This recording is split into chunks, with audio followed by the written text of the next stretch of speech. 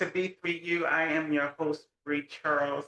I am so glad to have everyone here during this segment of B3U where we are honoring men on this month of Father's Day. So here today we have with us Ron Williams, my father, who I am so honored and so blessed to have with us here today. Daddy, thank you for coming on. I appreciate you. But you did not say the full name, Ronald Linwood. Yes, Ronald Linwood Williams, my daddy. Okay, I am so glad to have you here with me, Daddy. Glad to be. So Daddy, which we also last month celebrated his 76th birthday. So I am really honored to still have my daddy here with me. And so, Daddy, I just want to start off by just asking, what was it like with your father growing up? Well, we coming up, I remember working with my father, me and my brother every day. Uh, we needed to work with him to help, around with my mother because they were separate. And back in that time, you had people who came down south. Uh, my father and my mother were separate. They lived together. Would we would have had a harder time making. So my father lived in separate mothers, and we had to be on welfare. And as my father was there, we would have been more harder for us to make it. Even though my mother she worked at restaurants, but she was getting the welfare. And my father was there, she couldn't get it, and we would have had a harder. So but being the youngest of my family, it didn't seem hard to me. It just, just to be around my father, working with him, and around my mother, even though he was dead, I still respect and love him. And I didn't know the situation while he wasn't there, but I was still happy that he came and got me and my brother, and we worked with him. And we learned a lot. I worked, with him and him coming down, making sure that he got his sons with him. So he was proud of that. So did my grandfather, your father, from the way you were raised, did he have an impact on the way you raised your children? Oh, of course. The work habit. We had the work habit, not only the work habit. Yeah, he taught us respect our elders. Also, my mom. But we was around a lot of me and my brother when we was working. We delivered animal food to people in Philadelphia because back in those days, people had animals in their front yard, our backyard, and we delivered animals to different places in the city of Philadelphia. Back then, they had cobblestone streets, and so it was a thrill just to be around and riding around with my father. I'm the youngest out of four, and to me, it was a joy to be not only around my father but my brother. So I was just a little tired, but happy to just be there with Him. Okay. So you said that Grandpa did have a impact on the way you raised your children. About what age were you when you had your first one?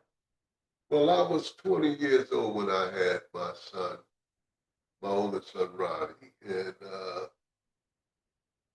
it was something new, now I have to be having kids now, but I still don't, I'm happy to be a father, but still I'm not a man, even at 20 years old, because I'm still in the streets at that time, and you know, I I I re, I did for my son as my father and my mother did. Made sure they had what they needed.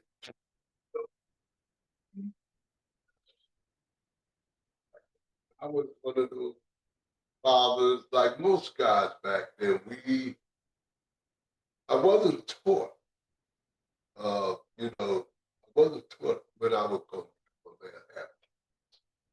So I had to, how can I say it? I had to work at it day by day, and having a kid, it was by one woman I met, and it's a very nice young lady, and she lived in an area of the town far away from where I live.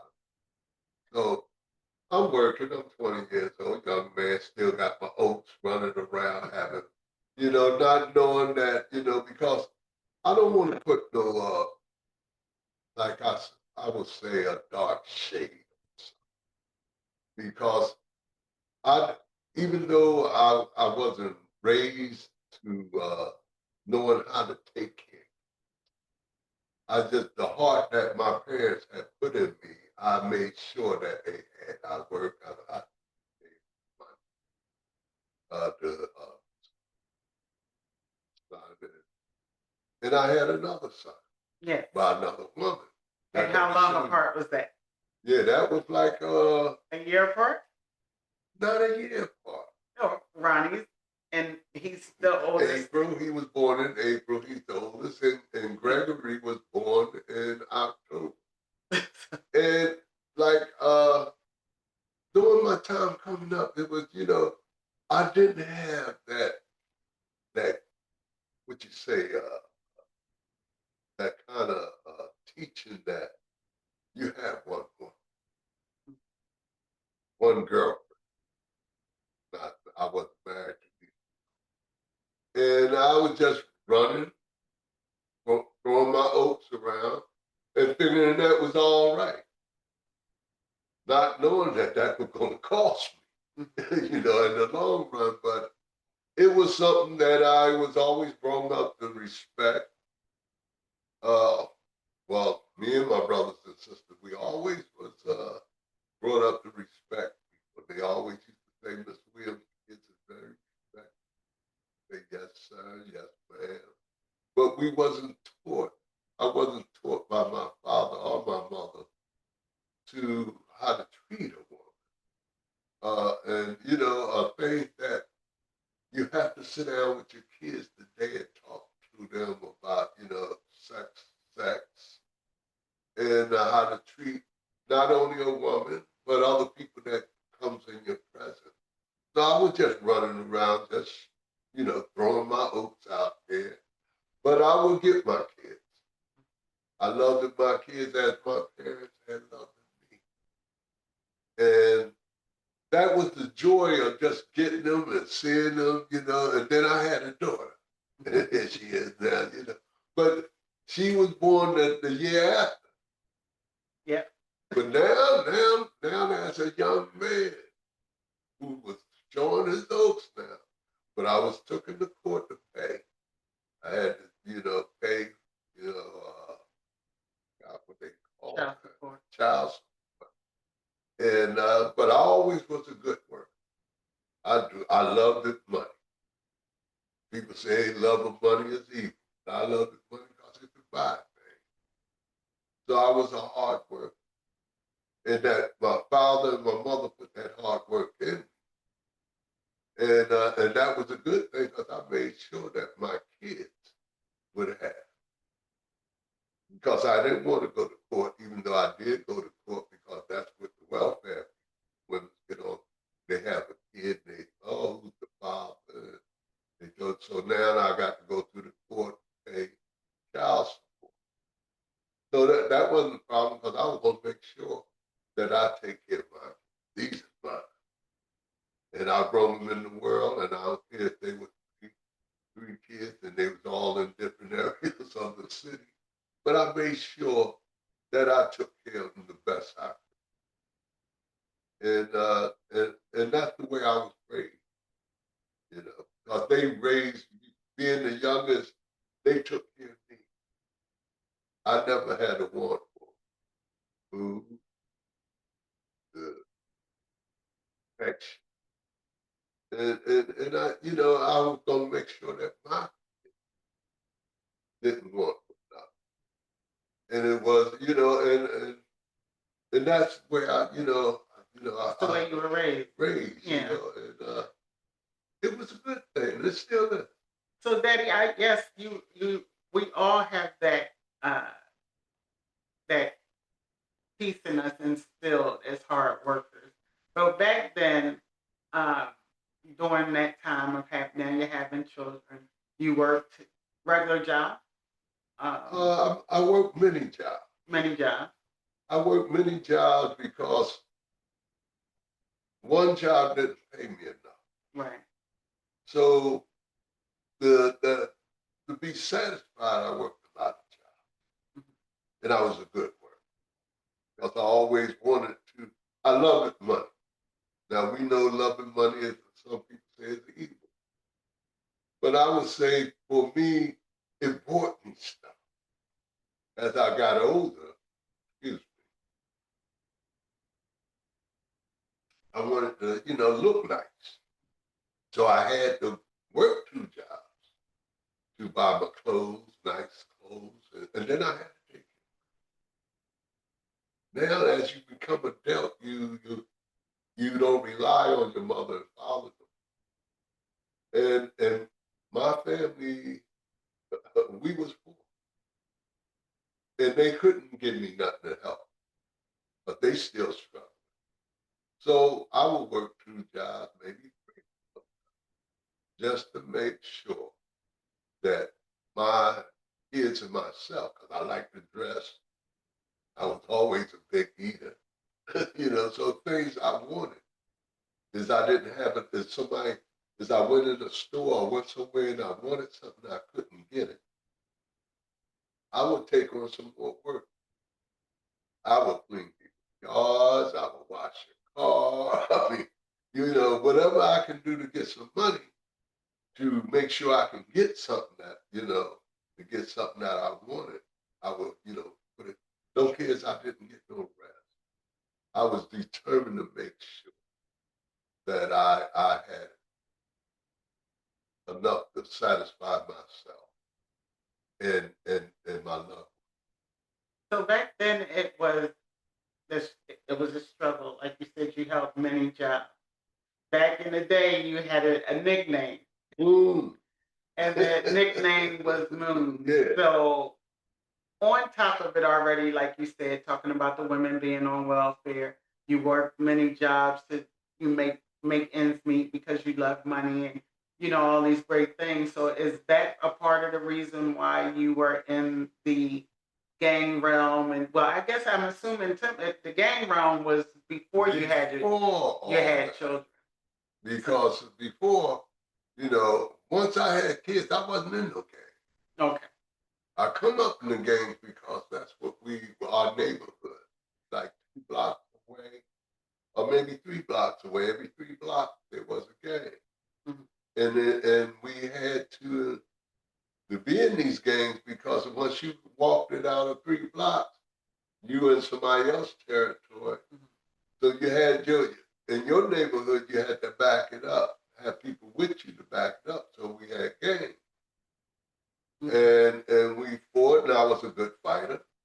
Matter of fact, I was the runner of these corners, and I just picked the name Moon. Okay. I just so you picked that name. I picked the name. I used to, as a young man, foolish, and used to figure my power came from the moon, and while not knowing that it did, yeah. But it was something in the guys gravitated to the name, and plus I was a good fighter. Okay. And I was the runner of this corner, and we fought, and we started off coming up fighting like throwing stones, sticks, and as we got bigger, we picked up bigger things like guns. Right. One of our main attraction of a firearm was the shot. it's just, being out there. And we went to school with the guys we was fighting with. We was even friends with some of the guys we was fighting. We had no direction. There was nothing out there for us. But that's That was during that time. yeah. So how old were you in that time with the gangs? During that time in gangs, I started in gangs, I guess, when I was about, I guess, 14, 14. 15 or 15, something like that. Okay. Because I had not only reason, another reason I had to be in the gang because the schools were so far away from them. We had to go through other people's neighborhoods. We had to fight going to school and coming home. So we too worried about we getting our education. We was worried about the gangs that waiting for us to come out of schools. We was in their neighborhood because it was hard for me to go to school and run into school and come out of school and run out of school. So the gangs helped with that because you wasn't in the gang, you had nobody to back. Right. But me as a person, I was you would say I would tell people they wouldn't know it back then. I was very scared, so I fought hard. And by me fighting hard, because I don't want to get beat up, I was a good fighter. Okay. And people were very afraid of me. But leave me alone, And I wish I could have made them leave me alone and I could have got my education. Right. And but no, it just went on. It built up more. The more I fought, the more better I got, the more reputation I got. And I was a menace doing that. I'd be shooting and I shot people. I don't know how many, but I never killed them. Okay. Okay. Yeah. So But let me was say, dangerous. so you were gang member, gang runner during your teenage years, your youth. Yeah. When did you start getting into the drug realm?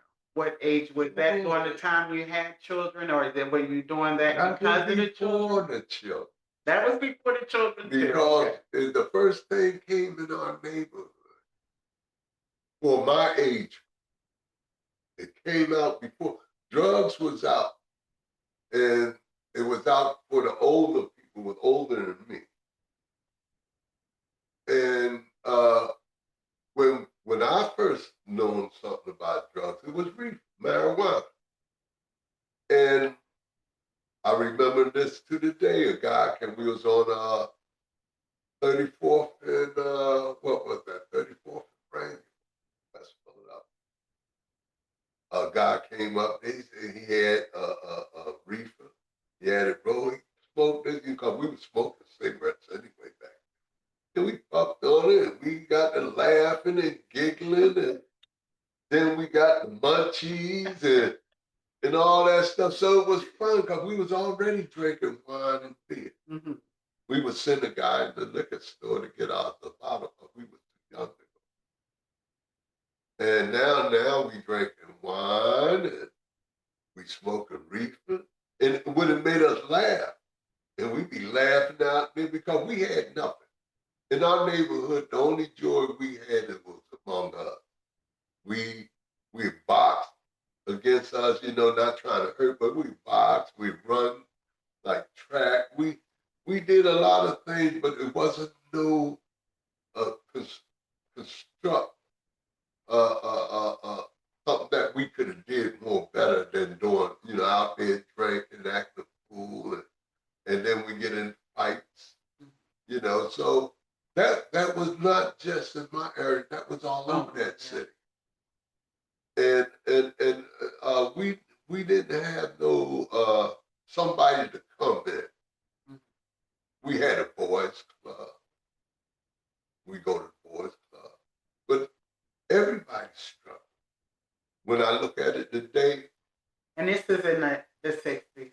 this was in the 60s, mainly in the 60s, because in the 50s, me and my brother, we was working. And let me go back. I'm going to go back because the reason why I joined the game because of my brother. Whatever he did, I wanted to do. He was my idol. And he told me, he said, look here, bro. He said, don't go down here. Because he was going to be around his guys, the gang he was with. And he didn't want me to be in it. But whatever he did, I wanted to do. Because my brother was my idol, you know. So he told me not to. But the other guys who had brothers too, my age, was following their brothers.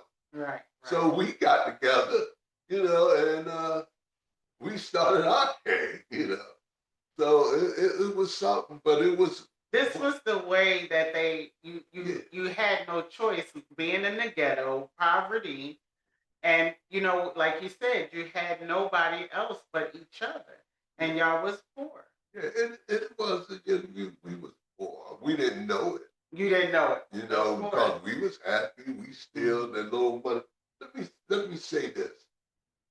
I do believe that I don't want to say I couldn't say their names anyway. I'm gonna say people. Put us in a box, knowing that we couldn't do no more than what they let us. Why do you put all these liquor stores and bars and stuff? You know, in an area where there's nothing but poor people. In the city where I lived at, blacks came in that neighborhood. Whites used to live in it, but blacks came and they moved out. So we took over where they was living.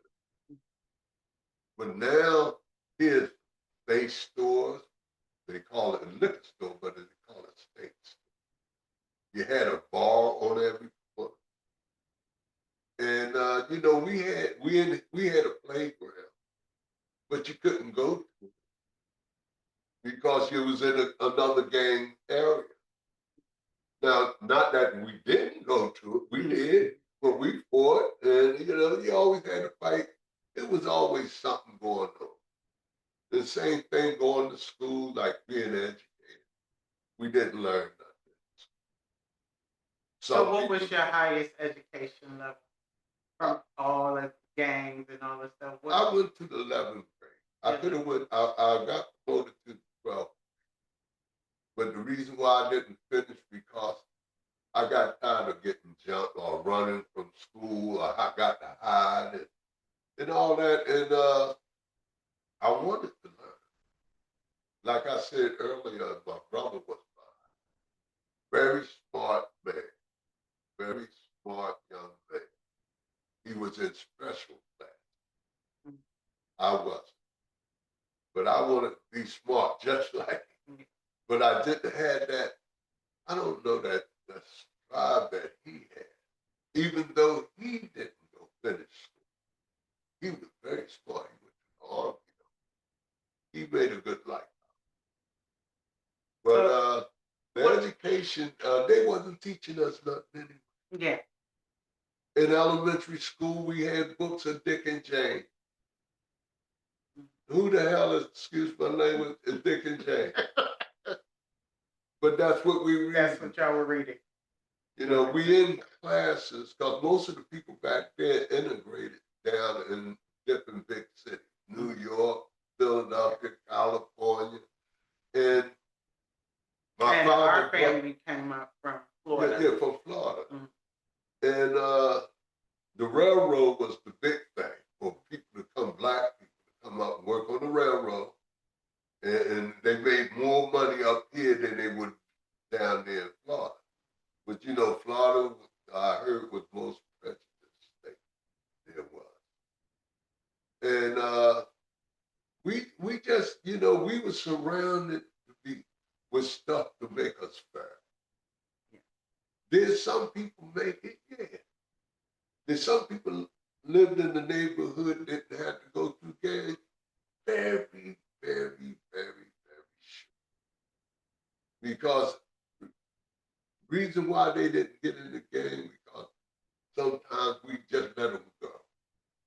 We didn't need them, Yeah. you know. But if we needed them, we would have got them because we forced you in the game. Or you would have came and got in the game because you would have got jumped. You lived down our area. And so now you need our protection. Because if you wasn't in the game, who was going to protect you? I mean, your father would have went out there or your mother would have got, y'all got jumped because you had girl gangs. So it went on, but some people escaped. Very few. But the drugs came in, and the marijuana came in that I know of in the 60s. The heroin came in. Oh my God. It came in the 62, but you figure how that stuff get into the poor area. Mm-hmm. And plus we couldn't afford it, but we was getting it. And it was knocked down to the price of that, the money we had in our pocket. And I wasn't no big drug addict. I was a person who smoked marijuana. Me and my best friend, we drank. Plus, I love to sing. So we'd be singing and stuff like that, drinking, and we get our head all bad, and we find out somebody went in the area and got jumped, and next time we get the guys together and we go retaliate, do retaliation.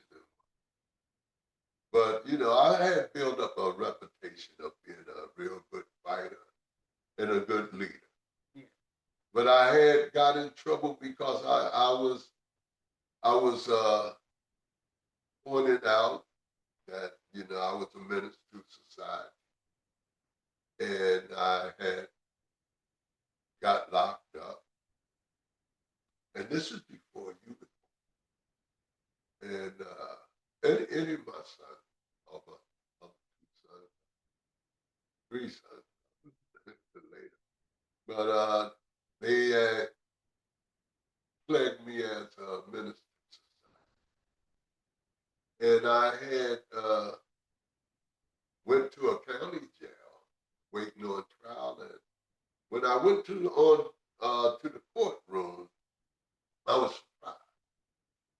My mother had a lady was there with her. And my mother didn't like this one. Okay. And she had to come down to the courtroom, but she always would preach to me, stay out there, don't be out there. But my friends was out.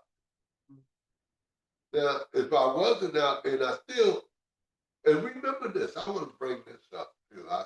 I should have brought this up earlier. My complexion are more dark than most African American. And I was more prejudiced against than I knew white, because nobody around, except for those who own stores, the bars and stuff like that. But first prejudice came from my own people. Because I was dark, I had to be dirty. But my mother made us clean. We didn't have nice clothes. So prejudice against your own. Your own because I was dark. I even had to be a gorilla because I was dark. Now I'm not going to look like a gorilla. But that stuff didn't bother me because, it did bother me some because, hey, look here. You want to call names? You want to fight? All right. Because you had them hands. Because I could fight. I was a good fighter, So, so that stopped a lot of that. Okay. But, so let me go to this part. With all that we have just been talking about,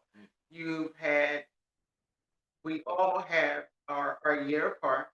Yeah. We all have different mothers. Yes. And so then you have our youngest brother, which is Lance. So you married Miss Camille. Been married twice. To your mother and Camille. So you took your life that you were living and you moved to Jersey. I had to get out. You had to get out of Philly. Get out of And we, my question would be, you have 5 children now. You married your last wife, and she has 3 girls. Yeah. Right? When did you start to make a change, Daddy? When did you say, I got to make a change? Well, I made a change when I was living in Philly.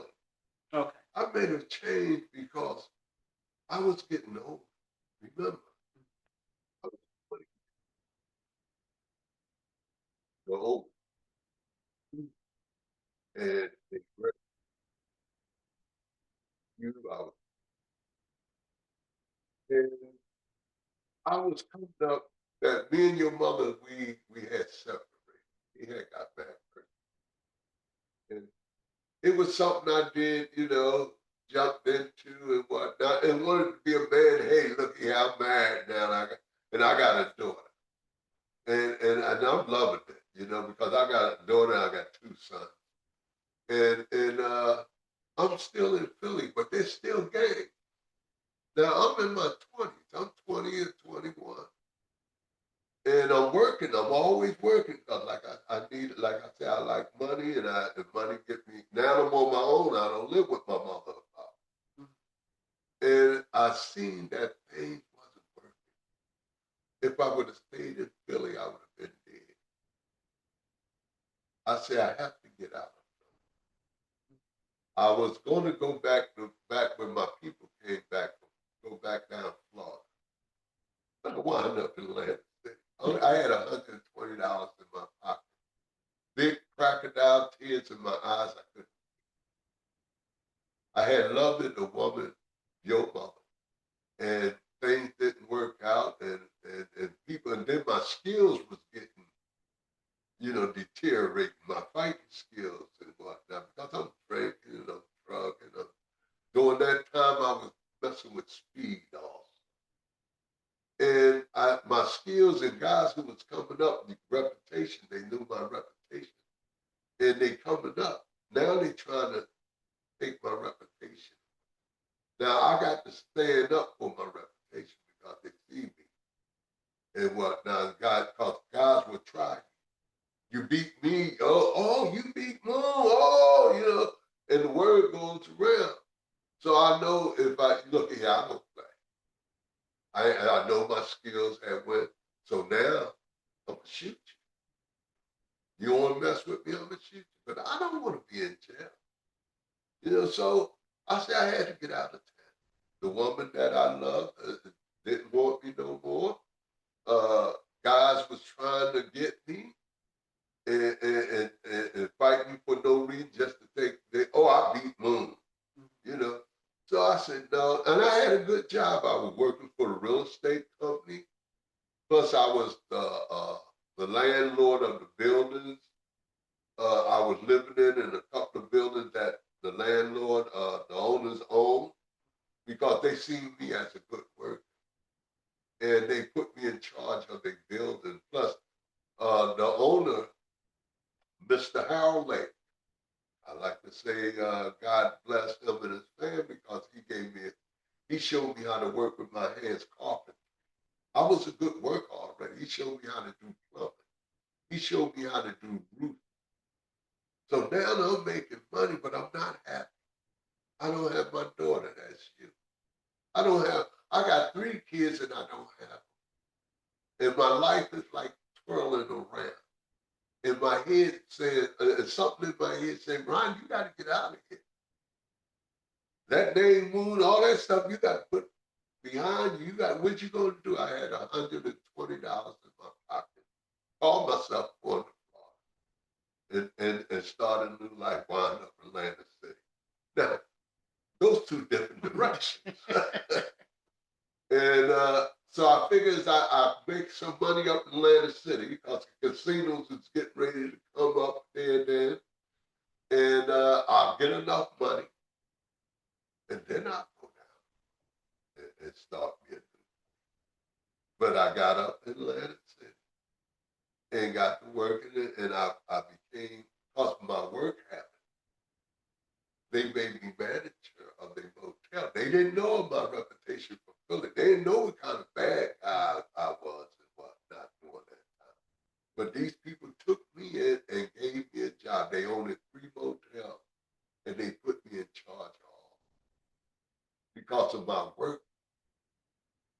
And then I learned, as I went, I learned, I used to sign them in. I used to take lunch. See, they was messing with, hey, a hell of a man who knew how to work. I worked 24 hours as I had because I liked the money.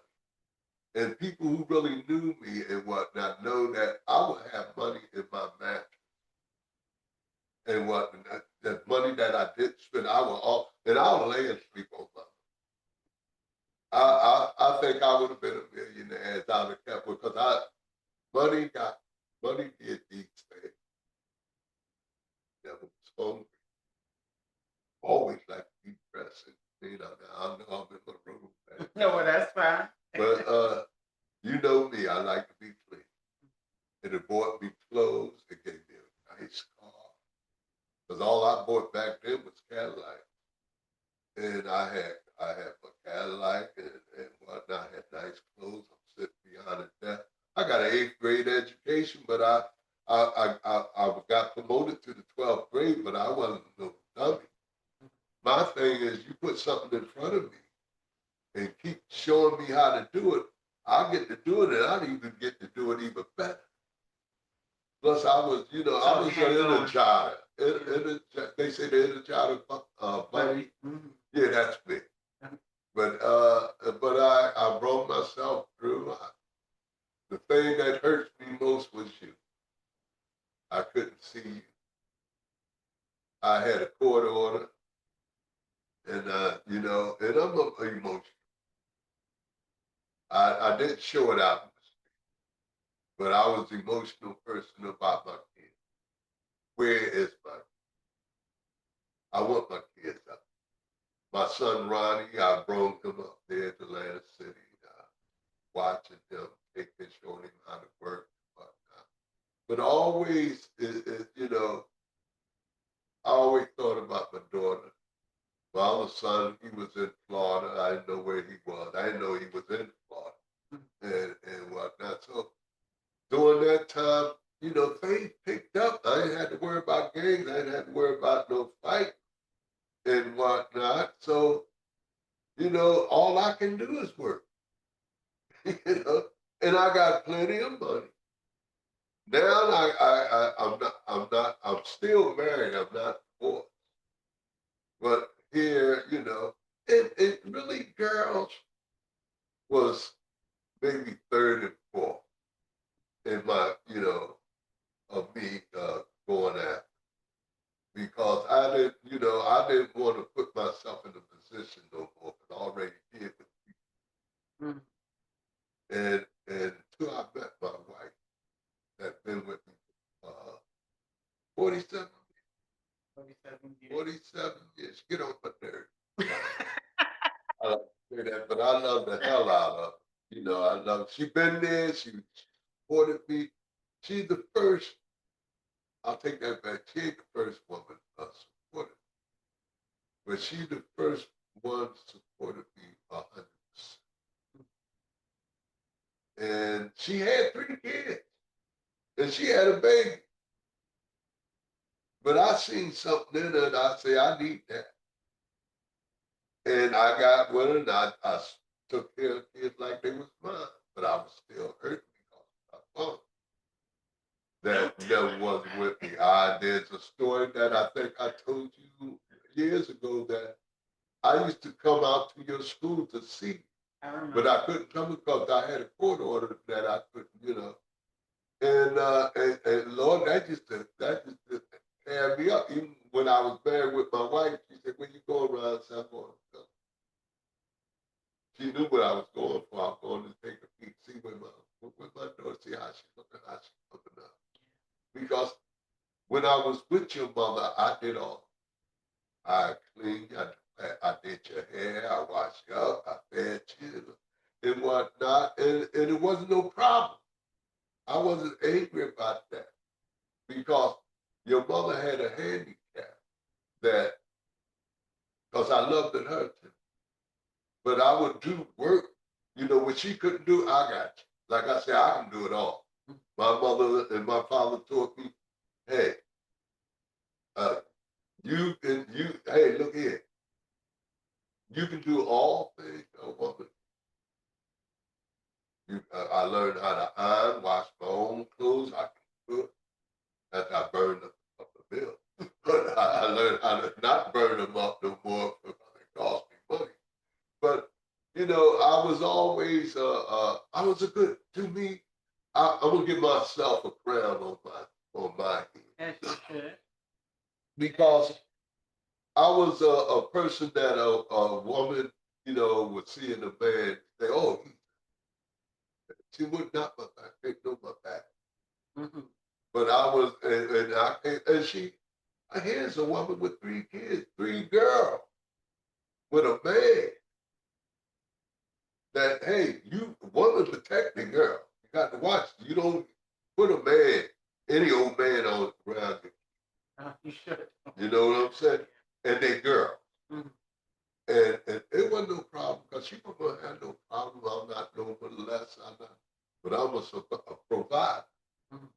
And I provided and treated those kids just like mine, but I was still missing in my heart with my daughter and my son Gregory because I didn't know where he was. He was in Florida. Yeah.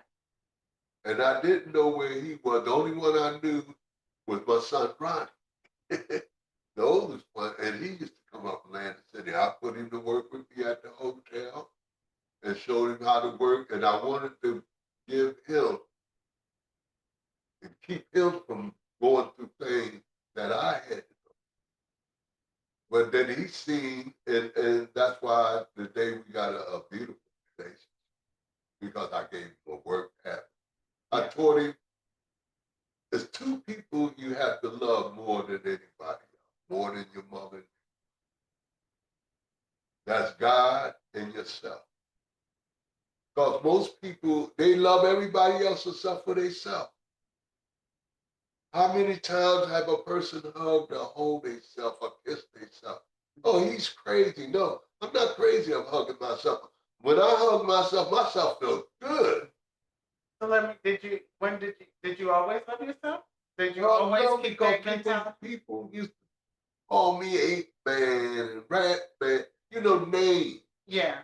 And because I'm not have a look curly hair, light skin, and some of the girls that I wanted to get with, what I couldn't get with. Because of, that kind of attitude they had. But you know what? It didn't faze me. I was a person that I should have brought it up earlier. I was scared to talk to a girl. Only time I want to talk to a girl is you want to play. I like to play. Run, climb trees. That's why I had a friend. She wasn't a girl. She was a girlfriend, but not girlfriend as a relationship. Yeah. We were friends. We would play jacks. We would run, climb trees, climb on the roof and stuff like that because I like to play. And I come up with a place in Philadelphia, got a big Paramount Park. Oh yeah. In the art museum, and I used to go out there and swim in the art museum. In the park, I used to climb trees and run. I was never a girly guy who was, would come up to me. I was scared of girls to talk. I didn't really tell you the truth. I didn't know nothing about sex. All my kids is made, all my kids is not made out of love. Because I never wasn't taught nothing about sex. All I know, I liked it and where it felt, and that was it. Next thing I know, I got kids. Oh, okay. So Daddy, this is all like truly amazing. I mean, we always sit and talk about everything. I've heard all the stories in detail and everything. And one thing that I would tell you, Daddy, is I admire how you can come and face your truth. It was something you said to me a while ago, and it said nobody can bring up anything of your past to make you feel bad because you know who you are today. and you are very well grounded in the Lord. Is what I love about you. You're very spiritual, and you taught us a lot of things. You have taught us a lot, and one thing that you hit your point on was work ethic, Yeah. and is the reason why today we all have worked hard. Where we've been in major companies, two of us are military. You know, Lance, business minded business owner. We all are doing well because the things that we have learned from you. What is one thing as a father do you wish you would have done different? Is there anything you wish you would have done differently? Of course, there's a lot of things I wish I could have done differently, but when you brought up my faith Your faith? in God, that's what my wife Camille took me to church because I had to get, I had to go to church because I'm trying to get with her. You know what I'm saying? But when I learned God, not that my father never said nothing, never told me about God. My mother now and then, but it wasn't, it didn't stick, okay? But when my wife took me to church and we was in there, and like I said, I love to sing, and they, in the church they sang it, they praised it and whatnot. And the spirit had came over me. Because just like right now, I can feel the spirit that coming, that just radiation out in my body right now, just praise. Because when I found out, I found God in my life. He was always there. He saved me from a lot. I should have been dead, should have never came out of the 60s. They told me back then I would never make it out of 60 that how bad I was. But here I am today. Yeah. 76 years old. Yeah. With my kids is grown and all seven, three of them is not mine by blood, but all seven of them because they respect me. They know their father, but they respect me as their stepfather, and all my kids are doing. I am in good health. I got a little bit of medical problems, but I'm still in good health. My kids is doing great.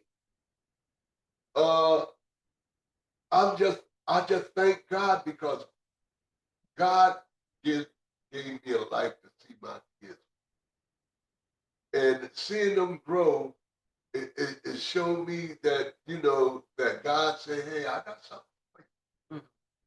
And I used to, even though when I was in jail, don't care where I went, I always was a leader. I even taught drugs, NA, AA. I did a lot of things, and it helped it.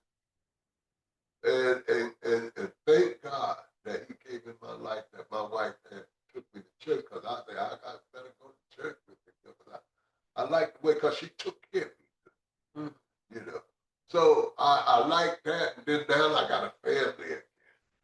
But I'm going back through the same thing. I'm still missing something in my life, and your brother Craig. And, but I thank God that I joined the church. I thank God that I found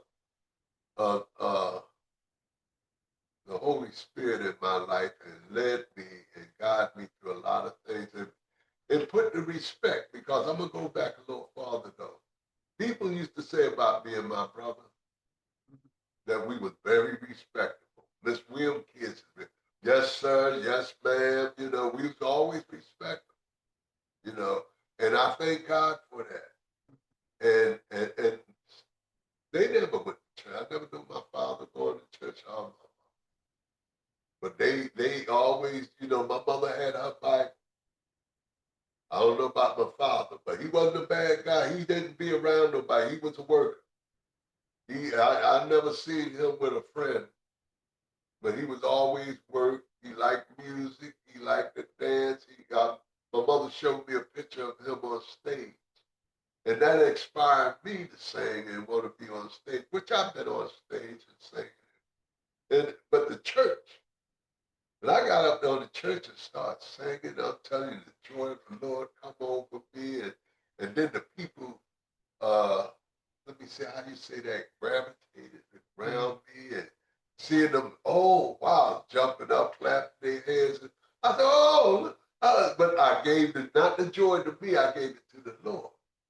Because singing out on the street corners, and in bars, and in clubs, didn't do it. But singing up there on the podium in front of all the church members, or when we go to other churches, and people after I'm singing, people coming up to me, not say, oh, because I beat a guy up.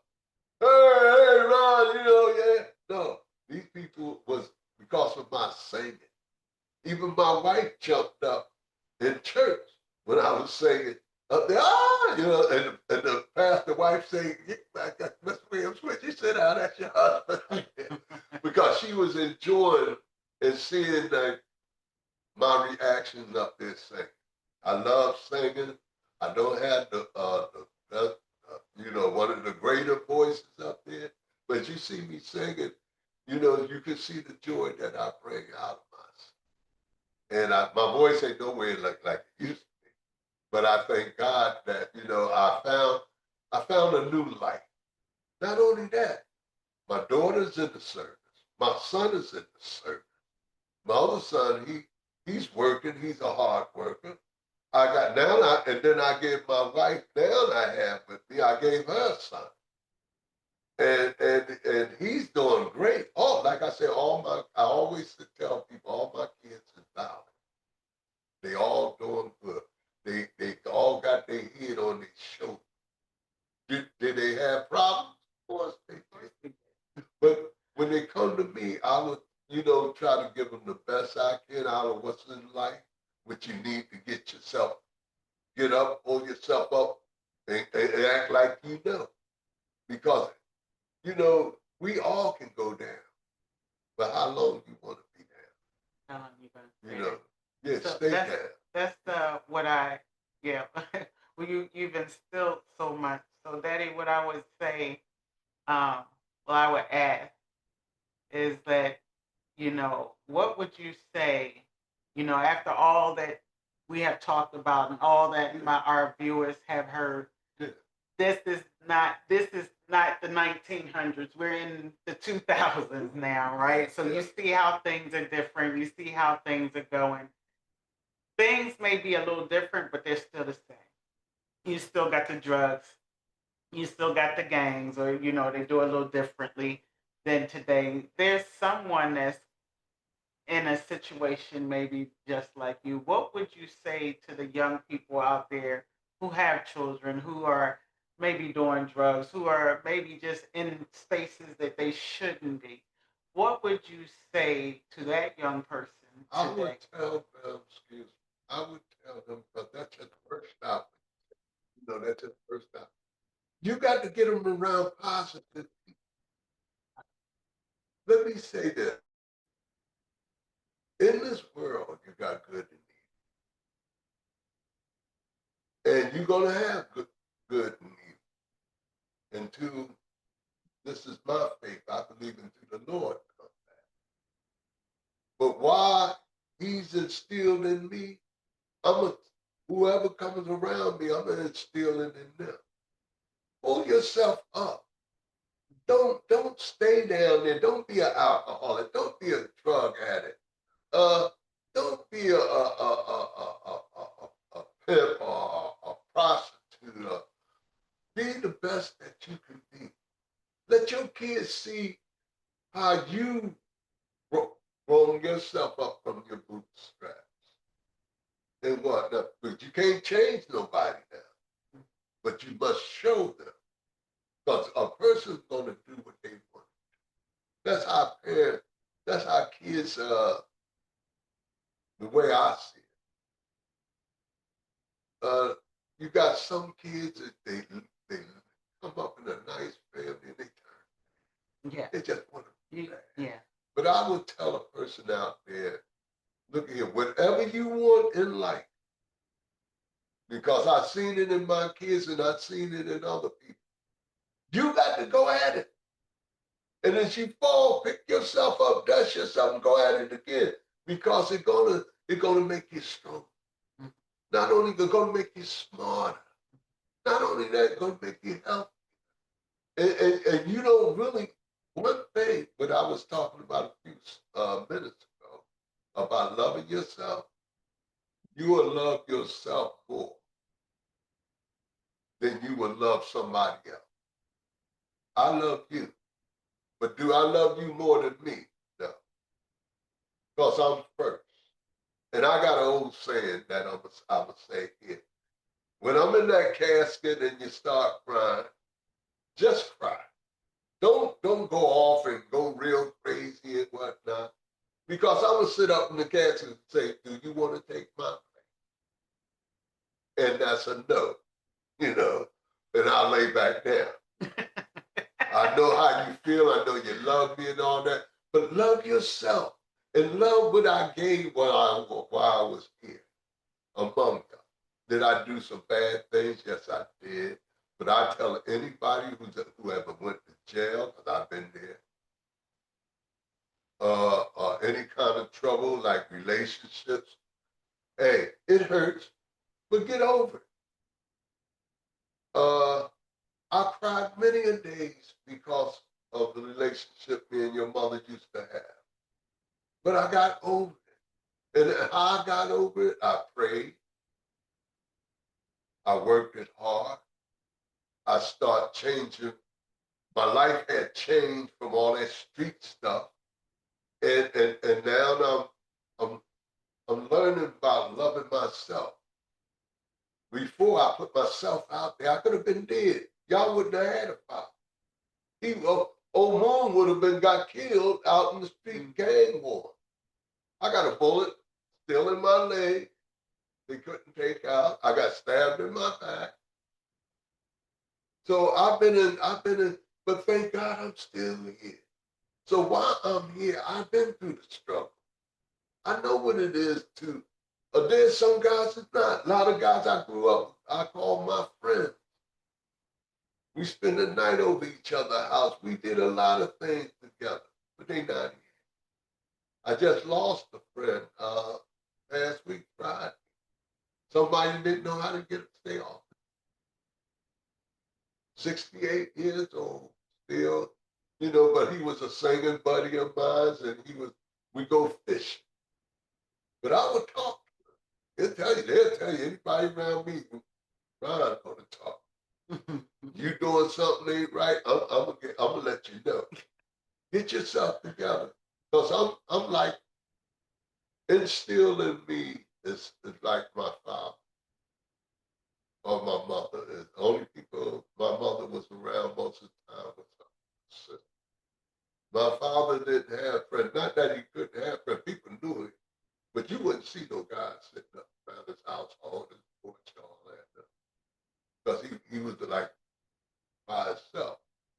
You know me. I'm by myself. When I had money, and out there, and I had a lot of money, I made a lot of money by time. It's only because I had money. That's why they around. Yeah. But you got to make sure when you're around people and you doing business with people, you must let them know that I'm not playing with you. This business that we going through, are we going together? Are you with me with it? Act like you know. Because I'm going straight at what I want. And I want it. And I'm going to get it. And you got that positive mind. Yeah, right? You got to have that positive. And I tell a person another thing. God is.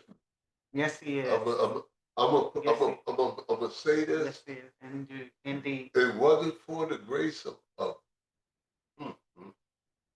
it wasn't for the power that God instilled in me and came into my life. When I was on drugs and I got locked up, that I asked God to take that urge away from me. Because I was sick. I needed some drugs. When God said you will, you ready to listen, Ryan? I heard in my head. Not something that comes out loud. I might have looked over, who's saying, is you willing to listen? Is you ready? And tears just coming down. I said, Lord, here I am. I'm ready. That's right. The guard opened up the cell door. He said, I want you can go see the drug doctor now. He'll give you something to get you well. I closed my door. I said, I don't need it. I didn't have a habit. That's going to show you that God can take anything away from you. Cigarettes or anything that you really ask him to come in your life. And it's really fake. It's the same thing what you doing. You got faith in what you're doing. You're gonna do good. But you got to stay in there. Is you gonna get knocked down? Yeah. Of course. Is people gonna look down on you? Yeah, because people's like that. But you keep going because people's like, you got people who are good. They know the difference. And they can tell people who made it out and got knocked down a lot and still pull themselves on their bootstraps. They'll look at you and say, and listen to your stuff. And the reason why they helping you, but they looking at themselves. How they had to pull. And you didn't have to give me nothing. Some people give you something because they want to have some kind of control with you. But people give you something, turn their back and say, I'm going to do what you got to do. But they know you're going to do the right thing. They ain't looking for nothing back from you. Because thank God that we got people in this world on both sides of the ledger, the good and the bad. But you got to get through the bad to get to the good. And you will always make it. Those who don't make it, those who get tired of it, just give up. You don't give up. You keep in this world, if you want something, and it don't have to be a lot, but what you want. You must put each foot out, one at a time. Yeah, that's everything. And keep going forward. And you'll make it. And you will. And don't worry about death because that's going to come. That's going to come. But that's something I just thank God being here with you. And sharing and sharing, some of my life. I wish I had a little more time. There's a lot of things. I'm getting ready to do a book. Oh, okay. Hopefully that this book will help younger guys as they coming up. Like I said, coming up, I was like, because I was dark, prejudice against my own people on life and stuff like that. But how gangs had started, why people got in gangs, by me being a leader. So that's what the full book is. You're going to tell the full story. The full story in my book, and it will. Hopefully, it will come out maybe next year. Next year, I'm looking forward to that. I don't know when God might call me home because I'm 76, but I'm enjoying it. My daughter brought me. I want to say that my daughter got me up here. She treated me royally, treat me right. She got a beautiful husband. Her kids, all of them love me. It's a joy. And she's doing things that I wish I could have did. But she's taking the gavel and running with it. Well, Daddy, I want to thank you. I thank you for that. I love you so much. I am the woman I am today because of the strong father that I had who fought for me. And it just goes to show you that parenting doesn't come with a handbook, but there are those who stay in the fight and do what's right. Like you said, good versus the bad versus the evil, and good always prevails. Oh, yes. As long as you keep a positive mind frame and you just keep pushing. Yeah. And this comes from a man who has been there and done some things. So I thank you, all my guests, for joining me and my father here, and happy Father's Day to all those men out there. And I appreciate you guys for watching B3U with my father. Ronald Linwood. Thank Thank you, Daddy. All